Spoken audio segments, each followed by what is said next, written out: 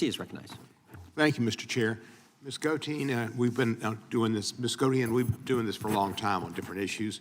Let me ask you a question. The problem is it the law or is it the enforcement of the law?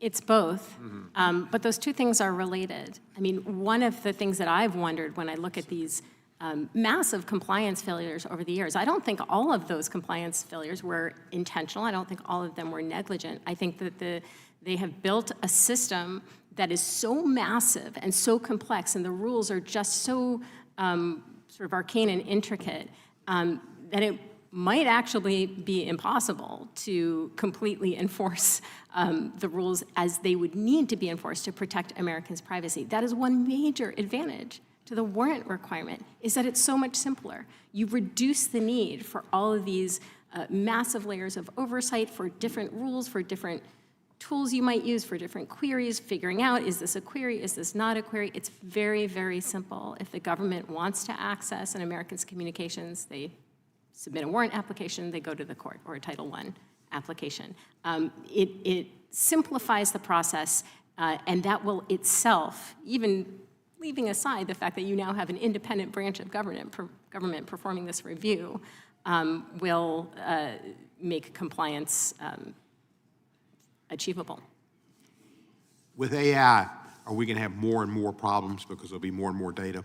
Absolutely, and I think with AI, we're going to have to really re-examine how U.S. person query is even defined, because if AI is used in a way that can select U.S. person communications without actually using what we think of as U.S. person identifiers, then we are sort of right back where we were before with really no limits on governmental access to U.S. person communications. So yes, that is an issue we will have to address.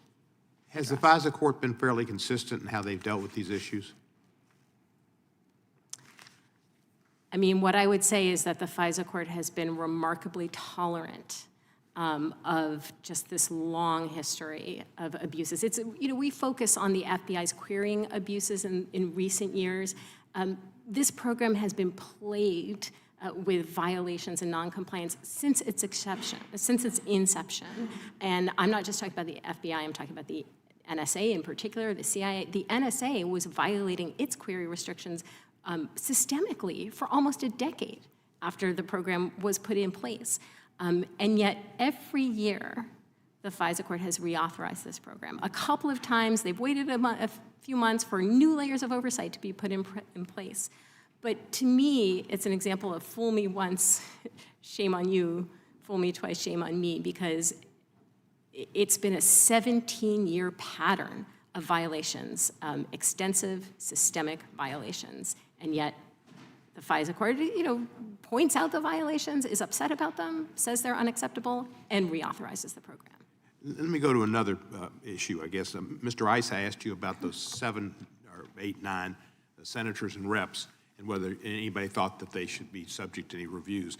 Well, as I understand it, the idea was not that they were because they were Republicans, it was because they had, Mr. Smith had reason to believe that, and a court agreed in issuing a warrant, that they had possible connections with the Trump White House and the overthrow of our government. Would that not give any of y'all the belief that they should have been queried or looked at their records or their phone calls? Ms. Goteen. Oh, I'm so sorry. I thought you were asking. Can you just repeat that? I was... The idea that Jack Smith got a warrant, yeah, and apparently because he thought that these people might have some contact with the president and the committee to overthrow the government, right, whatever it was. Right. So, I mean, I think what we're dealing with here is the fact that subpoenas for communications records are extremely easy to obtain. You actually don't have to show that the person in question is themselves involved in any sort of criminal activity. The standard is one of relevance. That's a very low standard, and I think when we're talking about communications metadata, which is incredibly revealing information. This is the information that the NSA was collecting in bulk on Americans. Let me just go quick. My time's about to run out. I'm sorry. $1 million question. Yeah. Do you think those 9 people, because they had their metadata looked at, should get $500,000 to $1 million simply by going to federal court like no Well, other I citizen. think if we're going to do that, then I think that should be open to everybody who's had their metadata acquired based on this very, very low standard. And that'll be a little tricky. Thank you.